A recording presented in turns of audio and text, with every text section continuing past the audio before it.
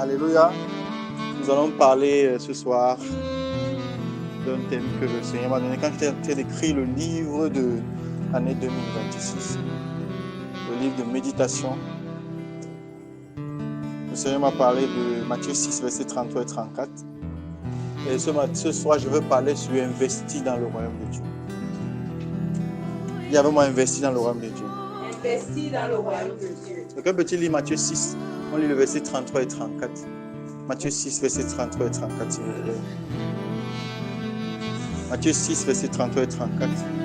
Si vous êtes connecté sur YouTube, vous aurez vos Bibles dans le Matthieu 6, l'évangile de Matthieu, chapitre 6, verset 33 et 34. Matthieu 6, verset 33. Je lis au nom de Jésus. Cherchez premièrement le royaume et la justice de Dieu, et toutes ces choses vous seront données par-dessus. Ne vous inquiétez donc pas du lendemain, car le lendemain aura soin de lui-même. À chaque jour suffit sa peine. Amen. Amen. Une chose que j'ai remarqué dans ma marche avec Dieu, c'est que les inquiétudes qu'on a souvent ne changent rien. Parfois, on s'inquiète de comment ça va se passer, est-ce qu'on va manger, est-ce que les enfants vont aller à l'école, comment on va pouvoir payer les factures, comment on va pouvoir rembourser pour ceux qui ont pris les emprunts. Mais je me suis rendu compte que jamais une inquiétude n'a fait bouger un problème. Mais pour les serviteurs de Dieu, il y a toujours une solution au problème qui se pose. Et Jésus-Christ l'a dit dans le verset 34. Ne vous inquiétez pas du lendemain. Ça veut dire que le royaume de Dieu intègre déjà nos besoins, même quand on ne les présente pas à Dieu. Donc du coup, j'ai compris que ça ne sert à rien de se morfondre pour quelque chose dont tu as besoin. Parce que si le royaume de Dieu n'a pas intégré ça dans tes besoins, tu ne recevras pas. Alléluia. C'est ça que Jésus-Christ veut traiter dans nos vies. C'est que les inquiétudes qui envahissent nos cœurs sont inutiles. Le jour où j'ai compris ça, j'ai commencé à dormir tranquille. Parce que je me suis rendu compte que le royaume de Dieu intègre les besoins de ses enfants. Intègre les besoins de ses enfants. Quand nous étions avant, je me suis torturé en 10 000 pour pouvoir construire. Jusqu'au jour où j'ai eu un son où j'étais ici. Même sans comprendre pourquoi j'étais ici. En train de prêcher ici, parce qu'ici c'est la première église. J'ai eu le son en train de prêcher et j'ai vu l'argent maintenant. Pour le besoin que j'avais. Pas de construire en location, mais de construire l'œuvre de Dieu. Permanent, le siège de la RMC. Apparaît dans mes mains ici. Donc ça veut dire que le royaume de Dieu avait vu mon besoin d'avoir une salle. Mais le royaume de Dieu avait prévu qu'il faut que j'arrive d'abord ici. Et qu'à partir d'ici, j'engage maintenant l'achat de l'espace pour la construction du temple de l'Éternel. Donc ça veut dire que toutes les inquiétudes que j'avais de pouvoir construire cet endroit-là, d'investir l'argent là-bas étaient vains. Donc si j'avais compris ça tôt, je n'aurais pas prié ou je ne me serais pas cassé. J'aurais juste de continuer à servir Dieu et au moment de quitter, je serais venu ici tranquille. Donc toutes les inquiétudes là étaient a waste of time.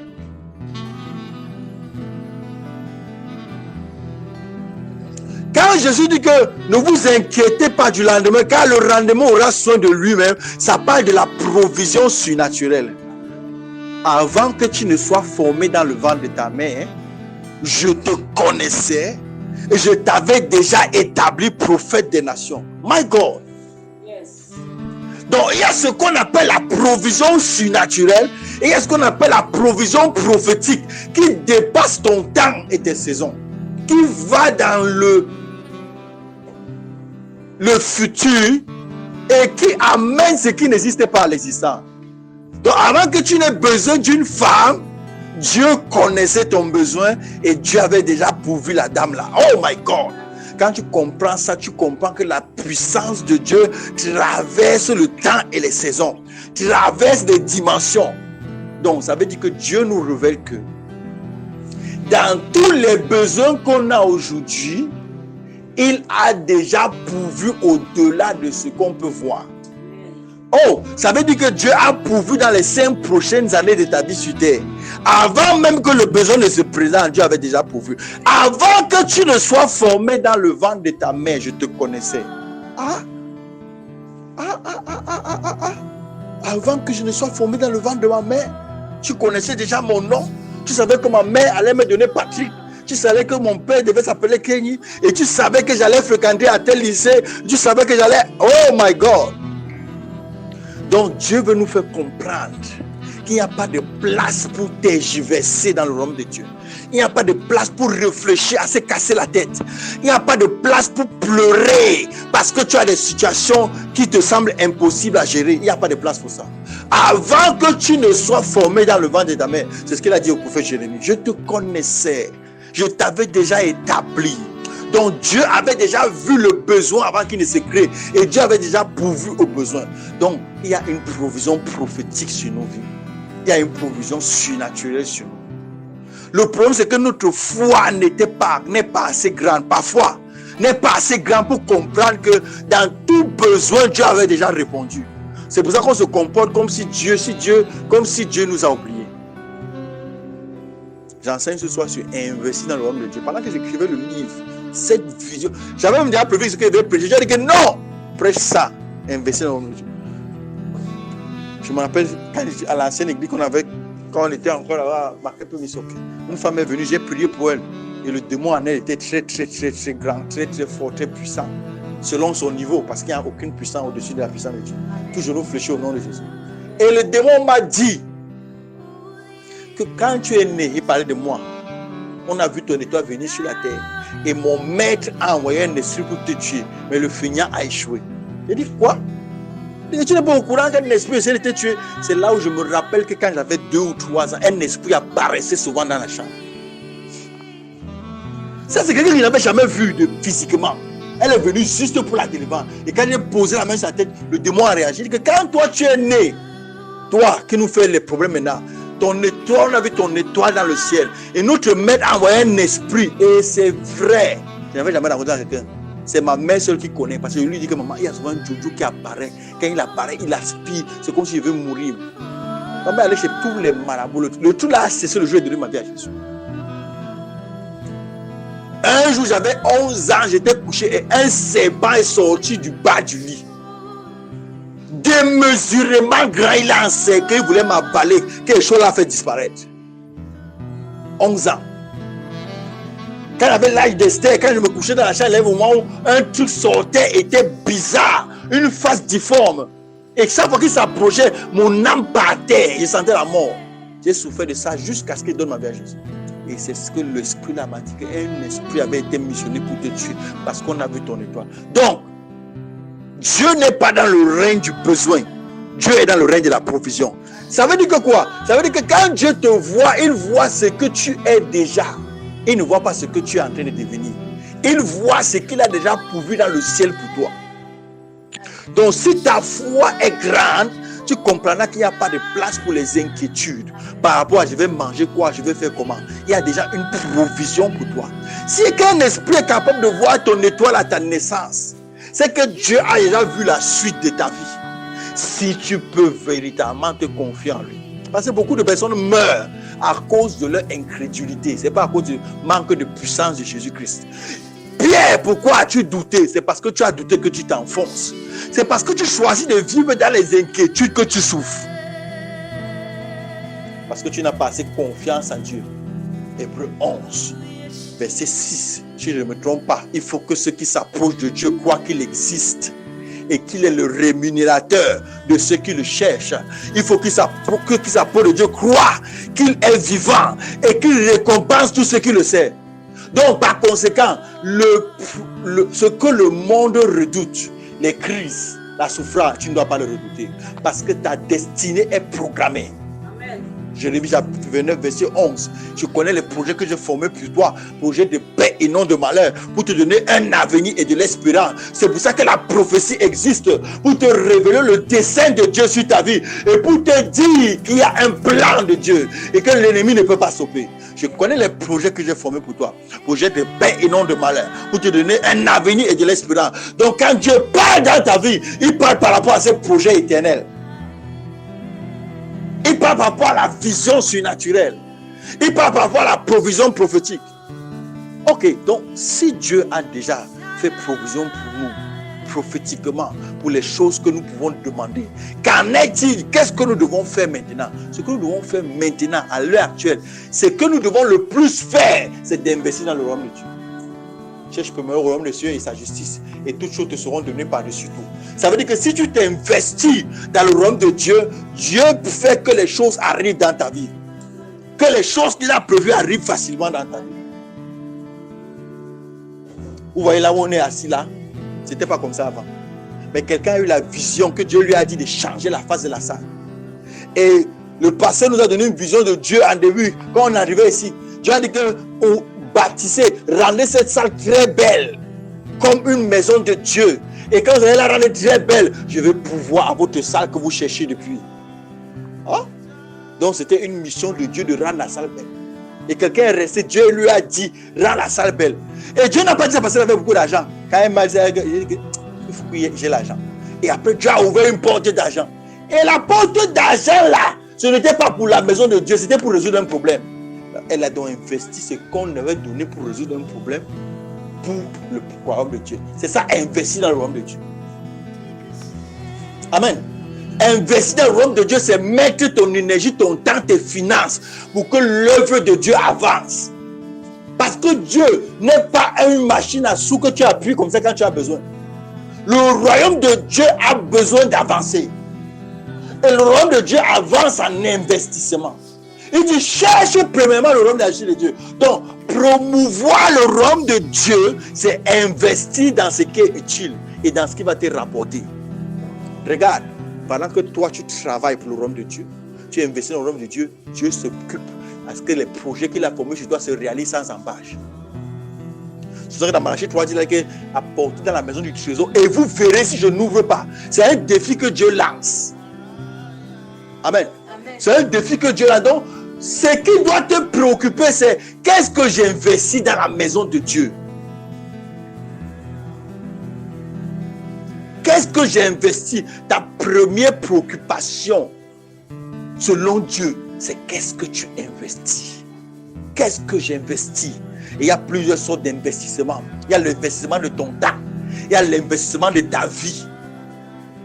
Il dit que Seigneur, je veux te suivre, que va vendre tout ce que tu possèdes et viens et suis-moi. My God, tout ce que je possède, comment? Donc, tu ne peux pas investir au royaume de Dieu quand tu vis encore pour toi-même. Tu dois être prêt à vivre pour Christ. Partout où il t'envoie et partout où il te place. Donc l'investissement de ta vie et l'investissement de ton temps vont ensemble. Amen. Il dit que Dieu ne peut servir deux mains, c'est pas ça. Tu ne peux servir Dieu et l'argent. Tu ne peux pas servir deux mains. Tu ne peux pas être en même temps en train d'aimer l'argent et aimer Dieu. Quand tu aimes l'argent et que tu vis pour l'argent, que je vais manger quoi? Oh, il me faut tel business. Si l'église coïncide avec ton business, tu ne vas jamais aller à l'église. Vrai ou faux? Je mens. Quelqu'un qui aime, qui a mis l'argent devant dans toute sa vie, le jour si l'église fait l'erreur de coïncider avec son business qui lui donne l'argent, l'église ne va jamais le voir. L'église va le voir le jour où il est malade. Que c'est un guérissement pour qu'il aille chercher l'argent. Non, Bissot. Oh, le plus grand investissement que tu puisses faire, c'est d'investir ta vie dans le royaume de Dieu. Il dit que quand tu fais ça, toute chose te sera donnée. Mais il y a une chose que vous ne savez pas, c'est que quand tu investis ta vie chez un autre maître, il y a un autre maître qu'on appelle la maladie, les démons, qui viennent manger ton investissement. C'est pour ça qu'il dit que pour vous, je menacerai celui qui dévore. Si vous investissez dans le royaume de Dieu, votre ennemi sera mon ennemi. Depuis que l'année a commencé, qu'est-ce que tu as investi dans le royaume de Dieu? Et depuis le jour où j'ai compris ça, je ne peux pas venir à un culte et je ne donne pas l'offrande. Jamais de la vie. Je dois donner une offrande qui doit aider l'œuvre de Dieu. Et je dois investir de telle sorte que l'argent là puisse faire quelque chose, petit soit-il. L'autre jour, on était à une veillée avec mon pasteur. Et les personnes qui étaient là chantaient tellement et ça touchait mon âme. Non, j'ai pris l'argent à la main là. Mais comment tu as combien là? Je vais te rembourser. J'ai d'abord pris. Et ne donne pas le sacrifice à Dieu qui ne me coûte rien. Il n'avait rien, j'ai pris son argent. Après, je lui ai remis son argent pour dire que le sacrifice doit me coûter. Je suis allé déposer sur la tête du change. Je suis revenu. Le change a encore chanté un truc qui a touché mon esprit. Parce que j'ai combien là-bas? J'ai encore pris. tu sois encore allé déposer sur la terre du champ. Amen. Pour dire qu'arriver, tu bois c'est un jus, si c'est n'importe quoi. Regarde, tout investissement que tu fais dans le royaume de Dieu facilite l'accélération de ta destinée. C'est pour ça qu'il faut programmer ta vie pour investir dans le royaume de Dieu. Ne sois jamais un. Regarde, ne sois pas un genre de personne. Regarde, il y a des gens comme ça qui suivent Jésus. Seigneur, Seigneur, il dit que c'est parce que vous avez mangé, vous avez bu. C'est vous ne m'aimez pas. C'est parce que vous êtes donné à manger. C'est parce que vous avez de quoi, ce que vous cherchez. Le royaume de Dieu, ce n'est pas le jeu. Le royaume de Dieu, c'est une question de vie. À la fin de ta vie, on va te demander qu'est-ce que tu as fait de ta vie. On va te demander ça. Seigneur dit que je venais à l'église et que je n'étais jamais connu. Ça dit que quoi? Ta vie n'a jamais impacté mon royaume. Si Dieu t'a donné une vie, que cette vie impacte le royaume de Dieu. Ne te tracasse pas ce que les autres se tracassent. Parce que dans ta naissance, avant que tu ne sois formé dans le ventre de ta mère, Dieu t'avait déjà établi pour quelque chose. Et Dieu l'avait établi dans son conseil que cela, cette chose-là. Donc ce n'est pas tes efforts. Beaucoup de personnes disent que c'est quand il veut chercher travail que l'argent va venir. C'est la faveur qui amène la bénédiction. La bénédiction, c'est la faveur. Tu peux te sécher au soleil tous les jours, gagner 50 000 par jour et la maladie les démons avalent tout ça. D'autres personnes ont l'argent et ils vont se suicider. Amen. Ils se suicident. Vous n'avez pas vu la fille là que son mari, le gars l'a abandonné, elle a bu le poison. Jeune fille, parce qu'un garçon là-bas, elle a bu le poison. Les démons agissent partout. Donc si tu n'investis pas dans le royaume de Dieu, rien ne te rassure. D'abord, tu vas manquer la route du ciel. Le ciel ne sera jamais ouvert. Numéro 2, le moment où le dévoreur viendra, personne ne le menacera.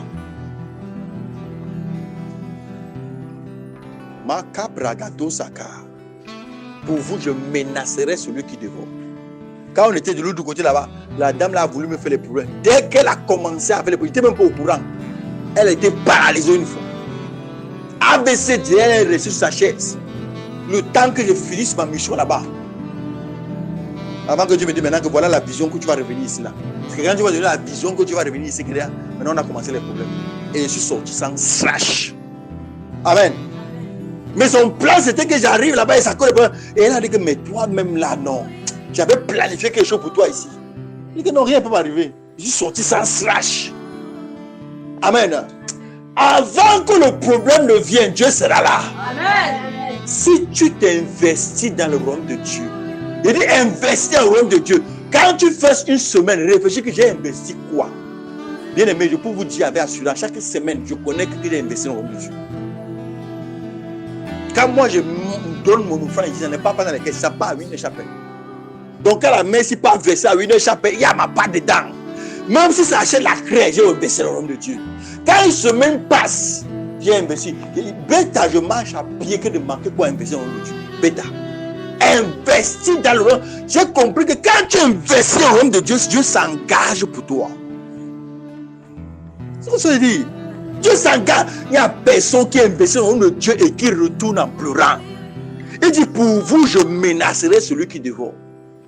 L'argent là que tu cherches, prends une partie, investis dans le Dieu. Ça va te expliquer, il y a un frère, il y a donne sans réfléchir. Parce que quand tu donnes dans le royaume de Dieu, tout ce qu'on fait dans le royaume de Dieu avec te rapporte au centuple. Vous n'avez pas vu ça? Que là, celui qui tombe à la bonne terre rapporte au centuple. Hein? Ça veut dire qu'en réalité, si on fait les mathématiques, le minimum quand tu donnes une offrande de 1000 francs, c'est que Dieu génère 100 000 pour toi, quelque part. C'est la loi de Dieu du centuple. Partout où Dieu a dit parler de productivité, il a parlé du centuple.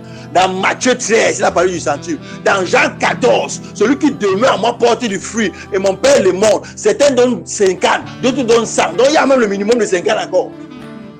Dans la loi de la multiplication divine, c'est au moins par 50 qu'on multiplie. Je te vois multiplier par 50 au nom de Jésus. Pendant que tu investis pour Dieu, je te vois être au minimum multiplié par 50 au nom de Jésus. Hey, investis pour Dieu. Réfléchis chaque jour ce que ton argent va faire, ce que ton temps va faire. Comme mon organise les évangélisations là, quand je viens ou bien quand les autres viennent, ce n'est pas seulement pour venir, c'est pour investir. Le petit temps qu'on prend une heure là pour parler de Dieu, c'est un investissement. Et aucun investissement, le royaume de Dieu n'est vain. Il faut que ceux qui s'approchent de Dieu croient qu'il existe et qu'il est l'illuminateur de ceux qui le cherchent. Il faut qu'ils se approchent de Dieu, qu'ils s'approchent de Dieu, croient qu'il existe. Donc il y a une récompense à servir Dieu. Il y a une récompense à investir pour l'éternel. Il y a une récompense à sacrifier son argent. Personne ne donne l'argent dans une bonne terre sans récolter. Regarde, l'église c'est un lieu d'investissement. Ne réfléchis pas sur tes investissements. Le jour où j'ai attrapé le secret, là j'ai compris. Parce que maintenant, quand je me rends compte que c'est plus facile quand j'investis. C'est plus facile d'avoir les idées. C'est plus facile d'avoir la direction. Je lui ai dit que j'ai eu un songe. Quelque chose va nous arriver. Telle chose va nous arriver. Je te dis que telle chose va nous arriver. Amen. Et après, on est parler. Quelqu'un nous a parlé de songe. C'est la même chose. Je lui ai regardé que tu t'es dit que telle chose va arriver. Telle chose arrive. Regarde, tout investissement que tu déposes, soit sur l'autel pour les offrandes, soit en temps pour servir Dieu, te rapporte dans le spirituel et dans le physique. Dans le spirituel, Dieu déclenche ta bénédiction. Il ordonne à la bénédiction de te suivre. Et dans le physique, l'ange de l'éternel campe autour de toi pour se rassurer qu'aucun ennemi ne touche tes enfants ni tes entrailles. Pendant que tu investis dans le royaume de Dieu, je déclare que tu vas voir une promotion que tu n'avais jamais vue au nom de Jésus. Amen. Et tu vas voir quelque chose dans la vie de tes enfants que tu n'avais jamais imaginé au nom de Jésus. Amen. Amen. Donc ce soir, retiens, investis dans le royaume de Dieu. Prends un cahier. Si tu n'as pas la grâce d'avoir le cerveau qui peut calculer rapidement et retenir comme certaines personnes, prends un cahier. Fais ton cahier d'investissement parce que je t'assure, fais ça pour Jésus-Christ entre lui et toi. Entre Dieu et moi, il y a une alliance. Chaque fois que l'alliance touche mes mains, ça doit être sur le terre. Il y a une nouvelle alliance. Depuis que mes yeux sont ouverts, je dis que what? Mais ce que tu fais à l'église, tu dis que Seigneur, je n'ai rien à te donner. Ça, c'est la malédiction. C'est interdit dans un royaume de Dieu. La personne de les mêmes vies, c'est interdit. Quand Saül cherchait les ânesses avec son serviteur, son serviteur dit allons vers le prophète. Il a dit à son serviteur que quoi?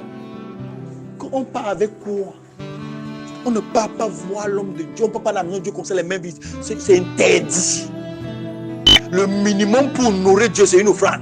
Il dit que ne t'inquiète pas, j'ai un peu d'argent, j'ai décidé, on va lui donner ça. Ça, c'est le principe. Tu veux, regarde, l'église doit sentir que tu sais Dieu. Pas seulement parler au Dieu, non. Dieu n'est pas un résolveur de problèmes. Dieu est la source de la vie. Amen. Dieu n'est pas pour résoudre tes problèmes. Dieu est la source. Si Dieu n'est pas ta source, tu perds ton temps. Il est la source. Jean 7, 38. Celui qui croit en moi, les fleuves de vie couleront de son sein. Dieu n'est pas là pour résoudre tes problèmes. Dieu est la source de vie. Moi, Jésus a chassé les gens qui le suivaient pour les miracles. On sait que les gens qui viennent chercher les miracles, moi, je les considère comme les chrétiens. Ce n'est pas les chrétiens. Quelqu'un qui cherche le miracle, c'est un profiteur. Un vrai chrétien, c'est une personne qui a donné sa vie à Christ et qui investit pour le royaume de Dieu. Donc, on ne peut pas compter sur les profiteurs. Jésus les a chassés. Que vous me cherchez parce que vous avez mangé et bu. Il dit que Seigneur, donne-nous encore à manger. Il dit que si vous ne pouvez pas marcher, il dit que ça c'est le vampire. Il dit que oui, partez. Dieu est la source. Si Dieu n'est pas la source de ta vie, tu perds ton temps. Parce que tout ce que tu fais, c'est-à-dire que tu es dans la maison de Dieu pour recevoir la bénédiction. Et quand tu sors, c'est la prostitution, c'est l'alcool, c'est les bêtises. Et tout ça là, ça te marque pour l'enfer. Ne crois pas que l'enfer c'est pour les gens qui ne vont pas à l'église. Les gens qui ne vont pas à l'église, c'est eux que Dieu appelle à la repentance. Mais toi qui entres à l'église et qui pars jouer avec ta vie encore dehors, tu es déjà marqué pour l'enfer. Ceux que Dieu appelle à la repentance, ceux qui sont dehors, qui ne connaissent même pas l'église. Que je ne suis jamais entré à l'église, je ne peux pas entrer. C'est là que Dieu veut sauver. Mais toi, tu entres à l'église. Et après, tu ressors faire ce que tu veux. Non, ne t'inquiète pas, c'est l'enfer direct. L'éternel Dieu est la source de vie. Ça veut dire que tout le monde doit se brancher à lui pour vivre. Et comment peux-tu adorer Dieu sans que sa maison ne ressente sa présence? L'important, regarde, ce n'est pas un problème de donner beaucoup, c'est un problème de donner constamment. Il faut être constant. Amen. Tu peux par exemple dire que je vais donner 2000 chaque semaine. Si tu fais ça pendant un an, je t'assure, tu vas briser la limite de 2000. Le point c'est d'être constant. C'est pas dire que je vais donner 50 000, après tu n'arrives même pas à donner 20 000. Non! Le problème c'est d'être constant. Tu dis Saint-Esprit, je veux voir ce que je peux te donner chaque semaine. Tu t'assois, tu traces un cahier. Tu sors offrande de vendredi, offrande de dimanche, aux dîmes, action de grâce. Tu sors ce que tu as donné chaque semaine, tu totalises ce que tu as donné chaque semaine. Tu vois ton évolution. Je t'assure, tu fais ça sur un an. Moi, je fais ça depuis un moment, depuis 5 mois, je fais ça. Tu fais ça régulièrement sur un an. Tu vas voir que tes finances au début et tes finances à la fin, c'est pas pareil. Que Dieu a ouvert des portes insoupçonnées dans ta vie et qu'il y a des choses qui ne te cassent plus la tête. What? Je me mentais l'autre jour de nous, mon enfant, après, l'année dernière, les enfants est fini. J'ai dit, my God, l'année dernière, les enfants est fini. Et j'ai crié à Dieu. Le lendemain, un agent est venu, il ne sait pas d'où c'est venu pour payer l'année dernière. Parce que c'était fini. Le dernier jour, je dis que ok, quand je vous donne ça, oh, je donne ce qui reste, c'est fini. Donc, même moi, il n'est même pas de quoi me voir, donc c'est fini. Donnons, on regarde ce que Dieu a fait. Le lendemain, regarde, si Dieu peut pousser quelqu'un à te donner 20 000 ou 30 000, c'est que Dieu peut pousser quelqu'un à te donner un contrat de 3 millions. C'est le même Dieu là qui pousse quelqu'un à te donner 20 000, qui peut pousser quelqu'un à te donner 3 millions.